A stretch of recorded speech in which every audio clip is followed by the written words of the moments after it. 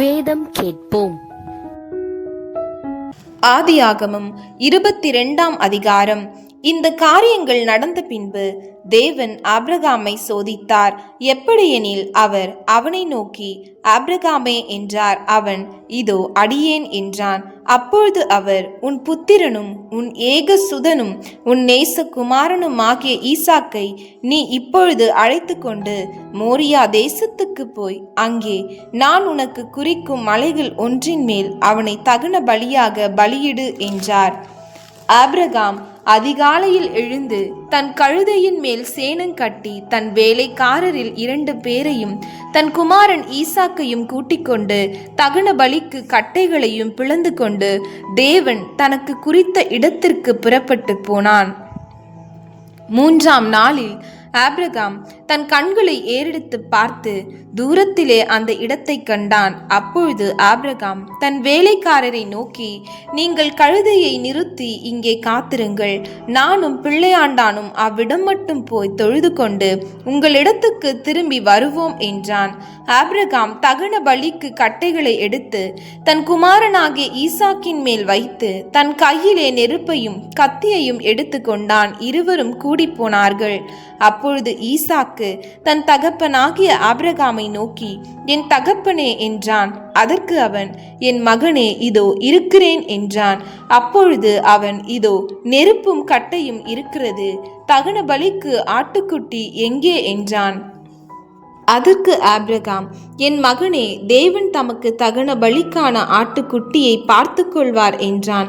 அப்புறம் இருவரும் கூடிப்போய் தேவன் அவனுக்கு சொல்லியிருந்த இடத்துக்கு வந்தார்கள்.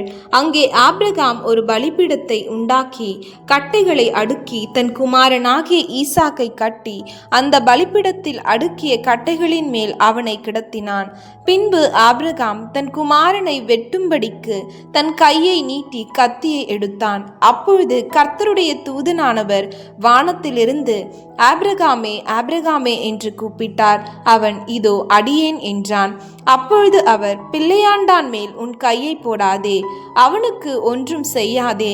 நீ அவனை உன் புத்திரன் என்றும் உன் ஏகசுதன் என்றும் பாராமல் எனக்காக ஒப்பு கொடுத்த படியினால் நீ தேவனுக்கு பயப்படுகிறவன் என்று இப்பொழுது அறிந்திருக்கிறேன் என்றான். ஆபிரகாம் தன் கண்களை ஏறெடுத்து பார்க்கும்போது, இதோ பின்னாக புதரிலே தன் கொம்புகள் சிக்கிக் கொண்டிருந்த ஒரு ஆட்டு கடாவை கண்டான். அப்பொழுது ஆபிரகாம் போய் கடாவை பிடித்து அதை தன் குமாரனுக்கு பதிலாக தகன பலி இட்டான். ஆபிரகாம் அந்த இடத்துக்கு யெகோவா ஈரே என்று பெயரிட்டான். அதனாலே கர்த்தருடைய பர்வதத்திலே பார்த்து கொள்ளப்படும் என்று இந்நாள் வரைக்கும் சொல்லப்பட்டு வருகிறது.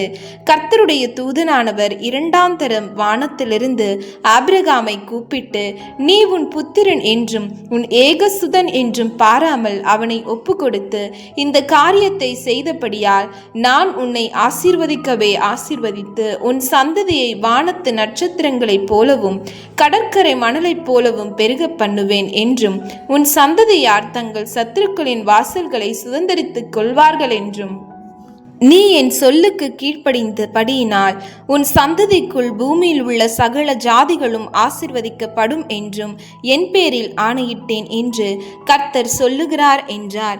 ஆபிரகாம் தன் வேலைக்காரரிடத்துக்கு திரும்பி வந்தான். அவர்கள் எழுந்து புறப்பட்டு ஏகமாய் பெர்செபாவுக்கு போனார்கள்.